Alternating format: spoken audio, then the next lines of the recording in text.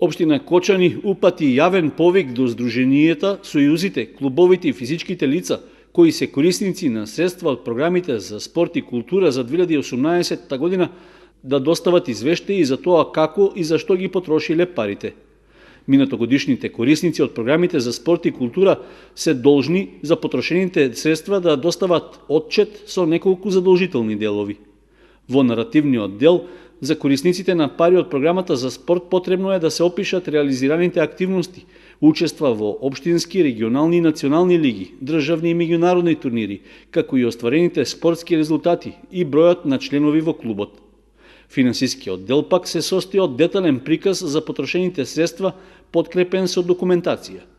Извештај за потрошените средства треба да достават и физичките лица и здруженијата кои користеле средства од програмата за култура.